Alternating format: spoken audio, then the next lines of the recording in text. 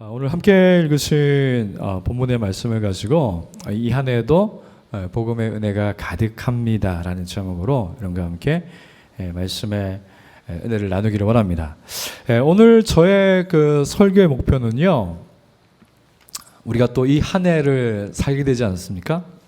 2023년이란 이 한 해를 살게 되는데 이 한 해를 사는 동안에 하나님의 복음의 은혜가 우리를 떠나지 않고 우리 가운데 있다는 것을 여러분이 확신하기를 원하는 것입니다. 그래서 어떤 상황에서도 그 복음의 은혜가 우리를 붙잡고 있다는 것을 알아서 그 하나님이 우리의 삶을 그리스도 안에서 구원하신 것처럼 지금도 구원하신다는 것, 그 은혜가 여전히 우리를 붙들고 있다는 것을 기억하면서 그걸 기억하게 되면 우리가 담대해지고요, 겸손해지고요, 자유와 기쁨과 여유를 누리게 되는데, 그 은혜가 저와 여러분의 삶 가운데 이 한 해 동안에 넘치기를 주님의 이름으로 간절히 축복합니다. 우리가 오늘 말씀 시작하면서 우리가 살고 있는 세상에 대해서 오늘 말씀과 연관지어서 한번 생각해 볼 필요가 있는데요, 우리가 살고 있는 시대를 지칭하는 그 단어가 있습니다. 그것은 바로 이 정보화 시대입니다. 이 정보화 시대라는 말 자체도 이제는 조금 옛날 언어가 된 것처럼 느껴지는데, 요즘은 뭐 AI 시대, 여전히 정보화 시대를 살고 있습니다. 이 정보화 시대라는 것은요, 국가의 힘과 부, 그리고 개인의 그 삶의 수준을 이 정보가 결정한다고 합니다. 기술, 지식, 문화, 이런 지적 자산을 얼마나 많이 가지고 있느냐가 그 사람의 어떤 삶의 수준을, 그 국가의 부, 그 국가의 힘을 결정한다고 이야기하는 것이 정보화 시대라는 것의 의미입니다. 요약하자면 지적 자산을 많이 소유한 사람과 나라가 잘 산다는 거예요.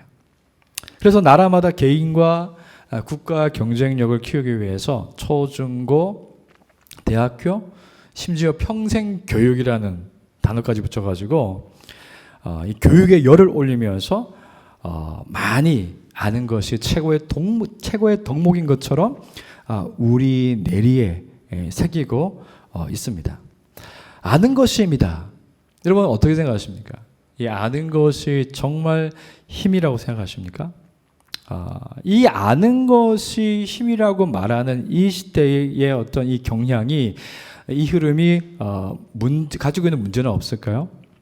사람이 모든 것을 알 수도 없지만요, 많이 안다고 해서 정말 경쟁에서 우위를 차지하고 행복할 수 있을까요?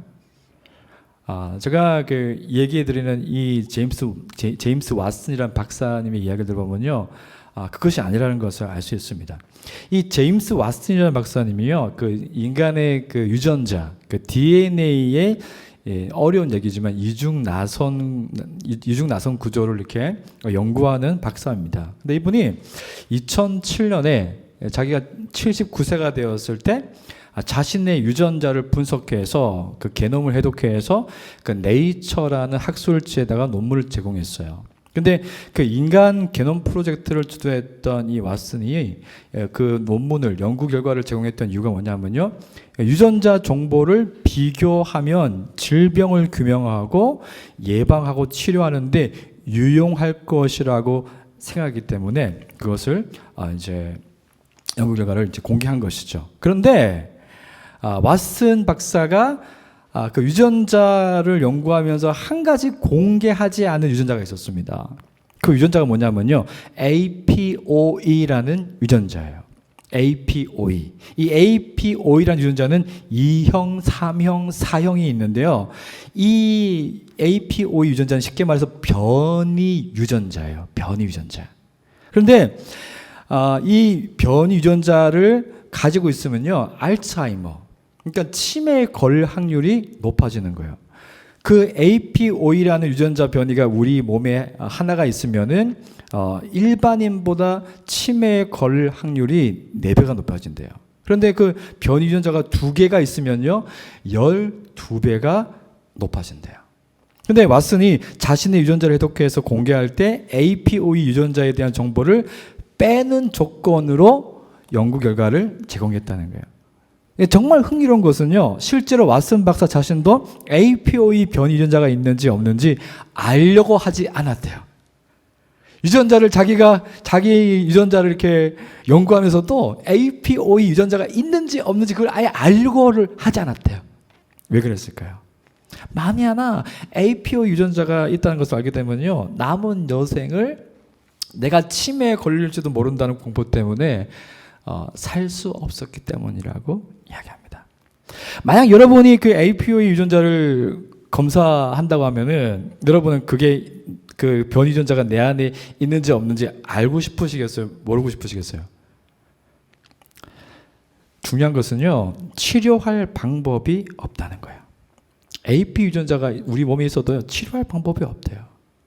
그러니까 그걸 알게 되면은 나는 언젠가 치매에 걸리게 될 거라는 것을 알고 있는 거죠. 근데 사실 그렇게 되면요, 치료할 방법이 없으면은 우리는 검사에서 그것을 굳이 알려고 할 필요가 없다는 거예요. 어떤 면에서 모르는 게 약이 되는 거죠. 그냥 모르고 그냥 기쁘게 살고 최선을 다해서 살다가 그냥 어느 날 치매에 걸리면은 그냥 치매에 걸리는 생각하고 살면 되는 거지.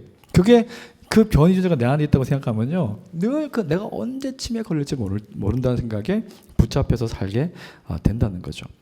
정보를 안다는 것은요, 이와 같습니다.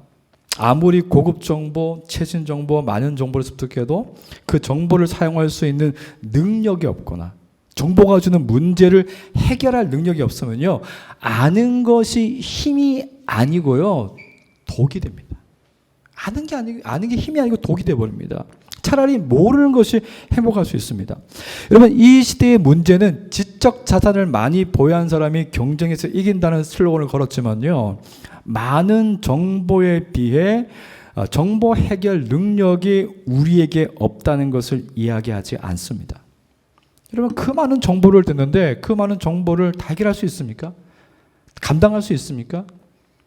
그것을 씹어서 소화시킬 수 있습니까? 불가능합니다. 저는 그 커피 가게를 어떻게 하면 잘하는지 알고 있습니다. 정말 커피 가게를 잘하는 방법을 알고 있어요. 뭐 대형 매장이 좀 트렌드이고요. 사이드로 맛있는 디저트는 기본이고요. 손님들이 언제든 와서 이용할 수 있도록 365일 운영하는 시간을 정확하게 지키면 되고요. 유행에 민감한 사람들의 성향을 파악해서 빠르게 메뉴를 업그레이드 해야 됩니다. 여기에 홍보를 잘해야 되고요. 가끔씩 이벤트도 해야 됩니다. 그러면 웬만하면 커피 매장이 잘 될 거예요. 그런데 저는 방법은 알아도 정보는 알아도 할 수가 없어요. 왜냐하면 그런 매장으로 만들 수 있는 재정, 열정, 센스가 없어요. 그리고 더 중요한 것은요, 정말 중요한 것은요, 그렇게 살고 싶지가 않아요. 그걸 알아도 나는 그렇게 살고 싶지가 않아요. 커피를 성공하는 것이 그것이 내 꿈이 아니기 때문입니다. 여러분, 우크라이나 전쟁 뉴스를 한 2주 정도 제가 안 봤습니다. 이유는 볼 때마다 미국과 서방이 미사일을 제공했기 때문에 이것이 전쟁의 게임 체인저가 될 것이다, 이렇게 얘기했는데, 최근에 또 미국과 서방이 주력 전차를 보내기 때문에 전쟁의 양상이 바뀔 것이다, 이렇게 이야기하지만 이 반복되는 이야기를 너무 많이 들어서 이제는 긴가민가하고 이 전쟁이 끝나기는 끝날까라는 의심이 드는 거예요. 끝나기는 끝나겠죠, 언젠가는. 너무 힘든 상황이에요. 그 전쟁통에서 숱한 희망적인 소식들이 나온 것은 뭐냐면요, 희망이 이루어지지 않으면서 좌절과 절망이 되어버렸어요. 좋은 소식이다, 미사일이 온다, 전차가 온다, 해결할 수 있다고 했지만 실제로 해결하지 못하면서 희망 고문이 되어버린 겁니다. 여러분, 이 세상이 지금 이야기하고 있는 정보화 시대, 많은 것을 알면 그것이 힘이고 능력이고 그것이 우리를 잘되게 할 것이라는 것은요, 그 많은 정보에 대한 해결 능력이 없으면 그 모든 정보가 지식이요, 많이 아는 것이 우리에게 별로 도움이 되지 않습니다. 우리 그것을 알지 못하면 우리는 끊임없이 지식을 찾아서 유튜브를 헤매고 끊임없이 우리가 알고 싶은 욕구를 만족시키기 위해서 끊임없이 지식을 찾아다닐 거예요. 그런데 해결 능력이 없기 때문에 공허하고 우리의 마음은 헛헛해집니다. 근데 여러분, 하지만 성경은 이 세상과 다르게 하나님은 우리가 근본적으로 안고 있는 문제도 다루시지만 우리가 그 문제를 스스로 해결할 수 없기 때문에 우리가 만든 문제를 완벽하게 해결하기 위해서 예수님이 이 세상에 오셨다고 말씀합니다. 성경은 정확하게 그걸 얘기합니다. 너희가 문제가 있고 너희는 그 문제를 스스로 해결할 수 없고 그래서 내가 왔다고, 내가 아들을 보냈다고 예수님은 그래서 오셨다고 얘기합니다. 이 세상이 우리에게 줄 수 없는 문제 해결 능력이 우리에게 있는 것이 아니고 사실은 하나님께 있다는 것을 성경은 이야기하죠. 그리고 성경은 예수님이 우리를 위해 행하신 모든 일을 복음이라고 이야기합니다. 그래서 복음은요, 이 세상의 모든 사람들이 들어야 될 유일하게 기쁜 소식입니다. 복음은요, 우리를 살릴 수 있고 우리에게 생명을 줄 수 있는 유일한 기쁜 소식입니다. 여러분, 우리가 이 한 해도 하나님의 은혜를 기대할 수 있는 이유는 무엇입니까? 우리가 마주하는 어떤 상황에서도 기뻐하고 감사할 수 있는 이유가 무엇입니까? 성경은 우리에게 복음이라는 기쁜 소식이 있기 때문이라고 이야기합니다. 너희에게는 복음이 있어. 너희에게는 복음이 있다니까. 너희는 복음이 있기 때문에 기뻐할 수 있다고 이야기합니다. 오늘은 복음이 왜 우리가 꼭 들어야 하는 기쁜 소식인지 세 가지로 살펴보기를 원하는데요. 첫 번째는 복음은 소식이라는 내용이고요. 두 번째는 복음은 가난한 자들을 위한 소식이라는 거고요. 세 번째는 복음은 자연스럽게 전파되는 소식이라는 내용을 가지고 이게 좀 말씀을 나누려고 합니다. 여러분, 오늘 성경은요, 예수님이 해당에 들어가셔서 구약 성경을 해석해 주실 때 있었던 이야기입니다. 해당은 마을 해관 같은 곳입니다. 율법 교사들이 구약 성경을 가르치고 해석해 주는 곳이었어요. 그 사람들이 모여서 구약 말씀을, 율법 말씀을 듣고 자기의 삶을 해석하고 자기의 삶을 어떻게 살지 결정하는 곳이 해당의 역할이었어요. 예수님도 해당에서 구약 성경 이사야서를 읽으시면서 해석을 하시는데 61장 1절을 읽어 내려가기 시작하셨어요. 주의 성령이 내게 임하셨으니 이는 가난한 자에게 복음을 전하게 하시려고 내게 기름을 부으시고 나를 보내서 포로된 자에게 자유를, 눈먼 자에게 다시 보게 함을 전파하며 눌린 자를 자유롭게 하고 주의 은혜의 해를 전파하게 하려 하심이라. 예수님이 아마 이 부분을 좀 강한 어조로 읽으셨을 것 같아요. 예수님께서 이 이사야의 글을 읽으신 다음에 성경을 덮었습니다. 그리고 성경을 보관하는 사람에게 주시고는 의자에 앉으셨어요. 그러자 해당에 있는 모든 사람들이 그 예수님을 바라봤습니다. 그때 예수님께서 뭐라고 하셨을까요? 예수님의 그 말씀 자체가 복음이었어요. 이 글이 얼마나 오래된 글입니까? 얼마나 이스라엘이 기다렸던 그 글의 내용입니까? 얼마나 기다리고 소망했던 글입니까? 근데 이 글이 오늘 너희에게 응하였다. 이 말씀이 오늘 너희에게 이루어졌다. 그러자 사람들이 웅성거리기 시작하죠. 저분이 뭐라고 하는 거야 지금? 예수님은 내가 메시아다라는 말씀을 이렇게 표현하고 있습니다. 내가 하나님이 선지자들을 통해서 줄곧 말씀하신 그 구원자라는 것을 밝힌 것입니다. 예수님은 복음을 전하기 위해서, 자신이 복음이라는 것을 사람들에게 알리기 위해서 이 세상에 오신 거죠. 그렇다면 예수님이 말씀하신 복음은 무엇입니까? 그래서 첫 번째 우리가 나눌 것이 복음은 소식이라는 거예요. 여러분, 그런데 이 복음은요, 그냥 소식이 아니에요. 사람들에게 변화를 주고 사람들의 인생을 완전히 바꿔놓는 소식입니다. 우리가 복음을 정리할 때 예수님이 우리를 위해서 행하신 일이라고 말합니다. 예수님이 우리를 위해서 행하신 일이라고 말합니다. 이것을 좀 더 구체적으로 이야기하면 예수님이 우리의 죄와 죄의 결과인 죽음을 대신 담당하시기 위해서 십자가에서 죽으시고, 또한 자신이 하나님의 아들이신 것을 죽음에서 다시 살아나 부활하심으로 증명하셨습니다. 그러니까 예수님께 죽음과 부활은요, 필연적인 것이었어요. 그분이 하나님으로 완전한 구원을 이뤘다는 것을 증명할 수 있는 것은 부활밖에 없습니다. 그분이 하나님이라는 것을 온전히 증명할 수 있는 것은 다시 살아난 것밖에 없습니다. 그래서 복음을 줄이면 예수님의 죽음과 부활이라고 요약할 수 있죠. 이것이 복음의 정의입니다. 그런데 이 복음이 있다 그러면요, 복음의 결과도 있어요. 이 복음의 결과는 뭐냐면은 이제 누구든지 십자가에서 죽으신 예수님이 나의 죄를 대신해서 죽으셨다는 것을 믿고, 그 죽으신 예수님이 다시 부활하심으로 나도 이제 죽음의 형벌이 아니라 예수님처럼 다시 부활하게 될 것을 믿고 영원히 하나님을 기뻐하며 살게 될 것이라는 것을 믿는 사람들은요, 죄를 지으면서 잃어버린 하나님의 자녀라는 신분을 회복하고 하나님의 자녀로서 하나님의 사랑을 받는 삶을 영원히 살게 됩니다. 이것이 복음의 결과입니다. 여러분, 복음을 소식이라고 이야기하는 이유가 무엇일까요? 하나님이 우리를 위해서 이미 성취하신 이야기이기 때문입니다. 우리를 위한 소식이지만 이미 완결되었기 때문에 우리가 할 일이 없어요. 복음에는 우리의 영향력이 들어가 있지 않습니다. 이미 완성된 그 소식은 믿는 자들에게 지금 오늘 우리가 사는 날 동안에 계속해서 선한 능력과 선한 영향을 줍니다. 여러분, 복음이 우리를 변화시켜서 우리가 복음적으로 살 수 있도록 만들어주는 거죠. 복음의 능력이 있다는 거예요. 그럼 복음적으로 산다는 게 뭘까요, 여러분?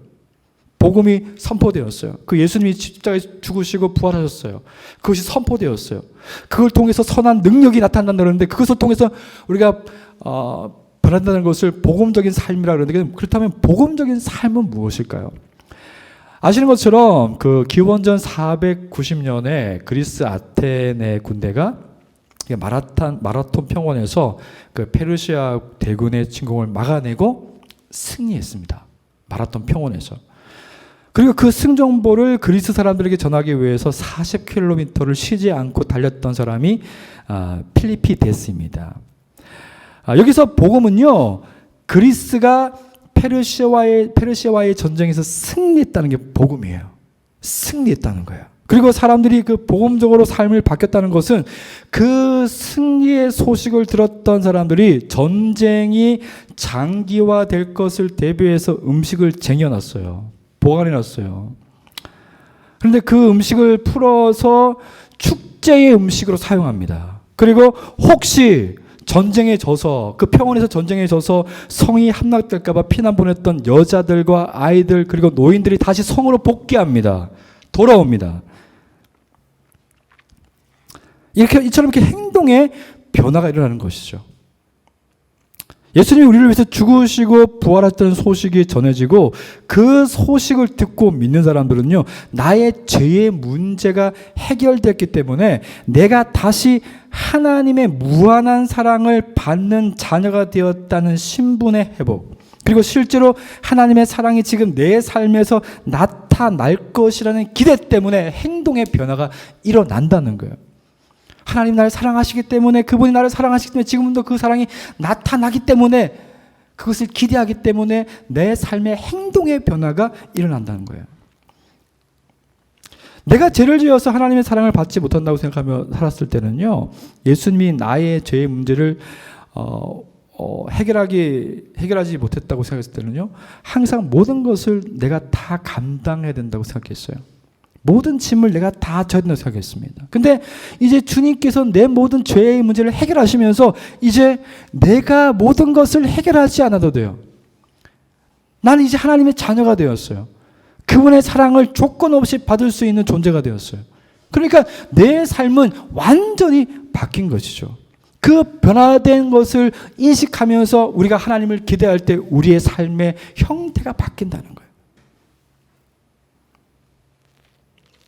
저는 삶의 문제, 죽음의 문제 앞에서 두려워했는데 복음을 듣고 난 후로는 하나님이 어떤 방식으로 나를 구원하실지, 예수님이 나의 죄의 문제를 해결하신 것처럼 지금 이 현재의 삶에서 하나님이 나를 어떤 방식으로 나를 구원하실지 기대가 되는 것입니다. 이전에는 문제가 생기면 내가 막 전전긍긍하면서 이거 문제를 내가 어떻게 해결하지? 발을 동동 구르면서 너무 힘들었는데 이 문제를 맡길 수 있는 분이 계신다는 거예요. 우리가 그분께 맡기고 그분을 기대하는 것은 이전에 우리에게 없었던 것이죠. 근데 그것이 우리의 삶을 바꿔놓는다는 거예요.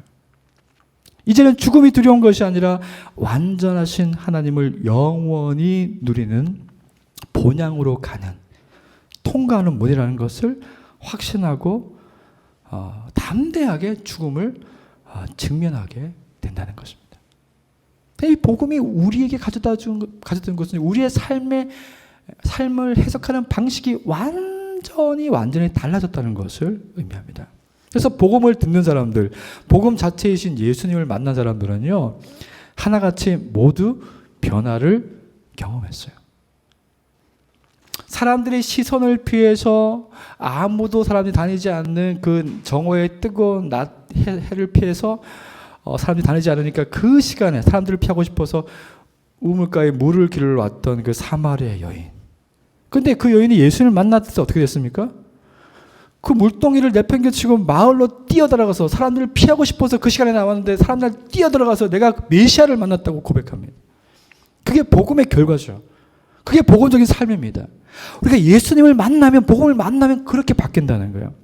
여러분, 예수님께서 삭개오의 집에 식사하러 가셨을 때 삭개오가 그 예수님께 이야기합니다. 주님, 제가 사람들의 것을 강제로 뺏은 것이 있습니다. 제가 그것을 몇 배로 갚겠습니다. 삶의 태도가 바뀝니다. 그래서 복음은 소식인데 우리를 변화시키는 능력이 있는 위대한 소식이라는 거예요. 여러분, 이것을 신뢰하십시오. 그래서 여러분, 복음을 듣기를 기뻐하시는 여러분 되시기를 축복합니다. 두 번째로는요, 복음은 가난한 자들을 위한 소식이라는 거예요. 그럼 이 소식은 누구에게 필요할까요? 여러분, 오늘 성경에서 18절의 말씀 보시면은 포로된 자, 눈먼 자, 눌린 자들, 이 사람들을 가난하다고 표현하고 있어요.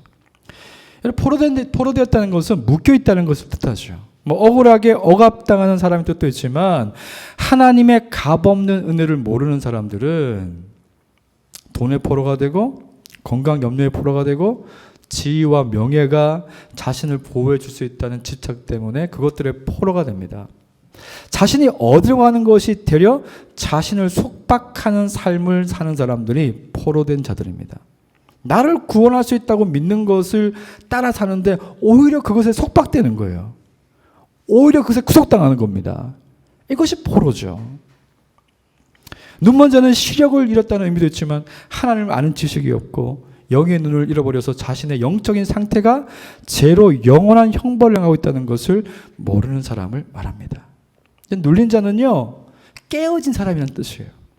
관계나 어떤 상황에서 깊은 상처를 입고 인격이 망가진 사람을 깨어진 사람이라고 말합니다. 눌린 사람.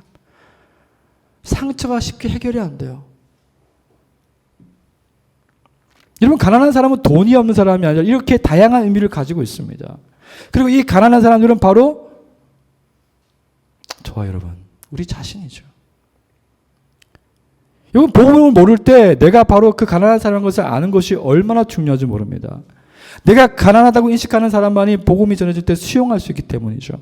그러면 이 가난한 상태에서 어떻게 구원받을 수 있습니까?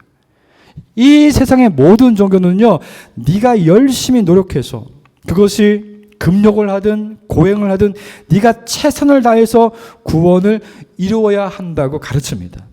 여러분, 쇼생크 탈출. 제가 발음이 안 좋아가지고 쇼생크 탈출. 그 영화를 보면은 주인공이 그 억울하게 누명을 쓰고 감옥에 들어가서 감옥을 탈옥하기 위해서 16년 동안 그 암석 망치로 그 벽을 막 뚫는데요. 겨우 이제 16년 만에 나오게 되죠. 여러분, 인간이 아무리 고생하고 노력해도요, 그 감옥에서 나올 수 있는 사람은 딱 한 사람이에요. 여러분, 이 세상의 종교나 가르침은 우리를 잠시 위로하고 희망을 줄 수 있지만 근심과 걱정에서 우리에게 완전한 주의를 줄 수 없습니다.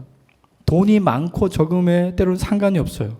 권력이 있고 없음에 관계없어요. 어느 날 갑자기 자녀 문제가 턱 터져버리면은 다 끝난 것 같아요.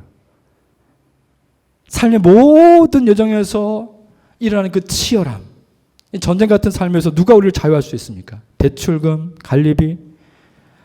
이번에 이게 가스비가 막 오르면서 그 중국집에서 100만 원 관리비를 냈던 분이 관리비가 500만 원이 나왔대요.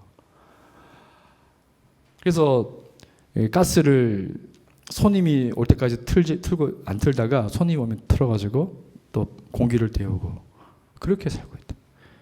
그런 사람들한테는 그냥 하루하루를 그냥 사는 것이 얼마나 힘든 일이겠어요.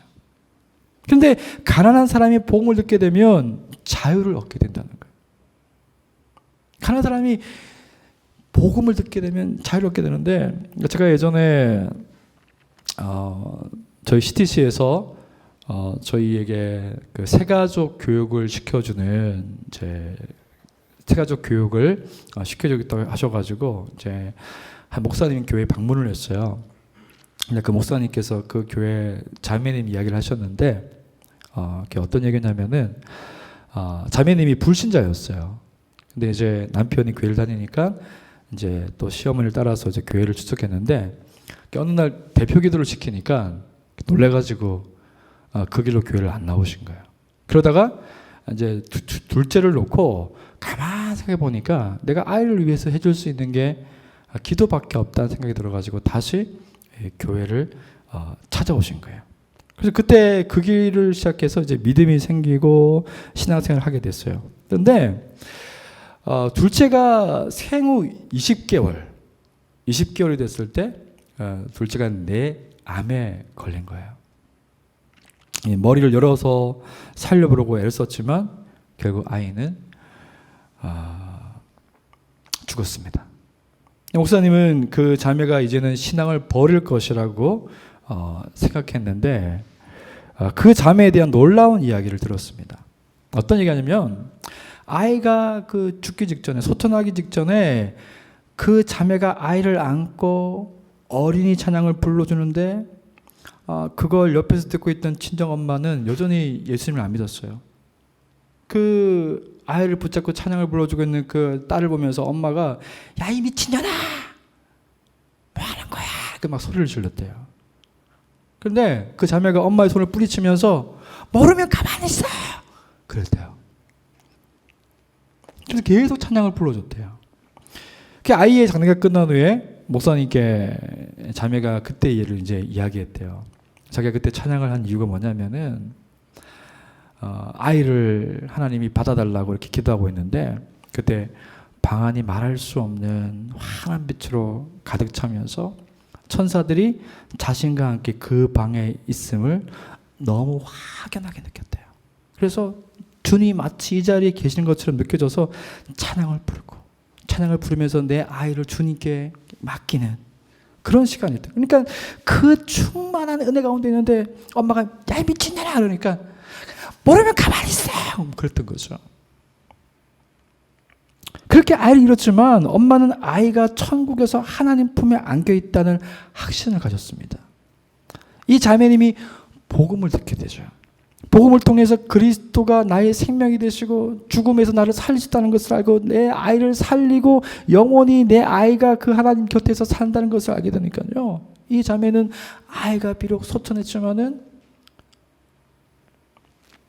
신앙을 잃어버리는 것이 아니라 더 큰 소망 가운데서 아이를 다시 만날 그 소망을 가운데서 살아갈 수 있게 된 것이죠. 이것이 가난한 자들이 복음을 들었을 때 자유하게 되는 한 가지 좋은 예가 되는 것 같아요.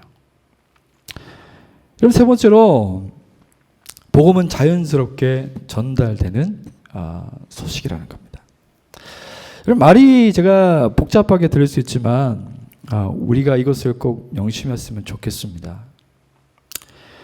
여러분, 복음의 목적은요, 복음을 전하는 것이 아닙니다. 이것을 기억하십시오. 복음의 목적은요, 복음을 전하는 것이 목적이 아닙니다. 우리는 너는 때를 얻든지 못 얻든지 말씀을 전파라는 말씀을 아실 거예요. 이런 말씀을 들으면 내가 복음을 아니까 복음을 사람들에게 전해야 된다는 부담감이 들 수 있습니다. 하지만 복음은 아는 사람이 전할 수 있는 것이 아니라 누리는 사람이 나눌 수 있는 거예요. 우리 이것을 잊고 살 때가 많아요. 이런 복음의 목적은 복음을 전하는 것이 첫 번째 목적이 아니라 복음 자체이신 아름다우신 예수님께 푹 빠지는 것입니다. 제가 20년 동안 부교육자 생활하면서요, 유독 전도팀을 많이 맡아가지고 전도를 많이 다녔어요. 근데 이상하게 제가 전도할 때마다 사람들한테 예수님 전하는 게 그렇게 어색하고 힘든 거예요. 막 부담이 되는 거예요.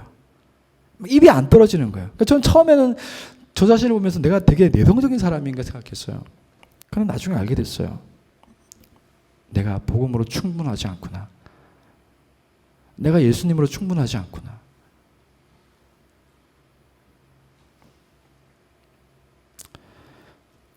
예수님이 얼마나 좋은 분인지, 얼마나 아름다운 분인지, 얼마나 인격적이고 신실한 분인지, 세상에 주님과 같은 분이 없다는 것을 몰랐습니다.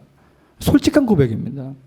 그런데 어느 순간 복음을 계속 들으면서 그 복음이 계속 내 안에 자리 잡으면서 주님이 살아계시고 얼마나 신실하시고 아름답고 좋은 분인지 알게 되니까 누구에게든지 복음 자체이신 예수님을 전하는데 거리낌이 없게 되었습니다.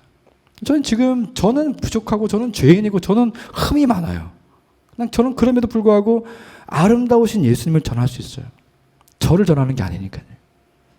언제든지 누구든지 누구한테 저는 예수님 전할 수 있습니다. 지금은. 왜냐하면 그분이 아름답기 때문이에요. 저는 그분보다 아름다운 분을 본 적이 없어요. 저는 그분보다 좋은 분을 본 적이 없어요. 그분이 주시는 유익보다 더 좋은 것을 주는 분이 없기 때문에 저는 그분을 누구에게도 전할 수 있습니다. 그럼 제가 말씀을 정리하면요. 제가 목회자로 소원이 있다면 올 한 해, 아니 여러분이 평생을 살면서 복음으로 유창해지셨으면 좋겠어요. 저는 그걸 원합니다.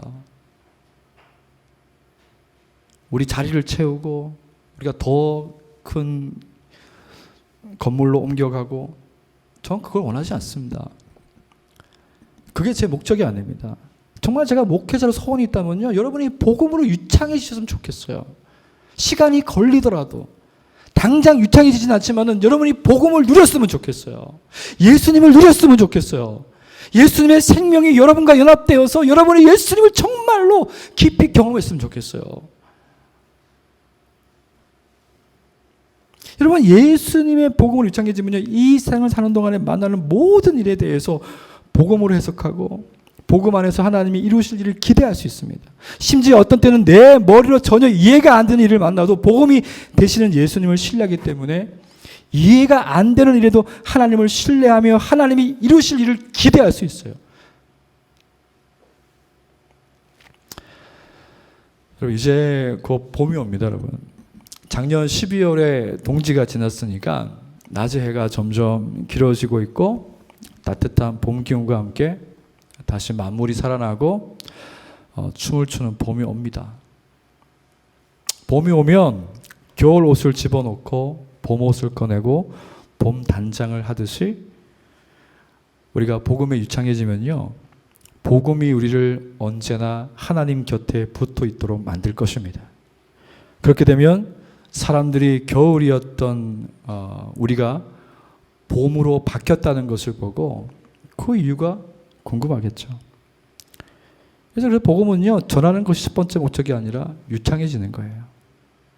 여러분, 올 한 해 복음을 유창하게 누리시는 복이 있기를 여러분 축복합니다. 예수님을 더 많이 알기 위해서 힘쓰십시오. 내게 일어날 일을 더 많이 배우고 듣는 은혜가 있기를 소망합니다. 그러면 자연스럽게 복음이 사람들에게 전해질 겁니다.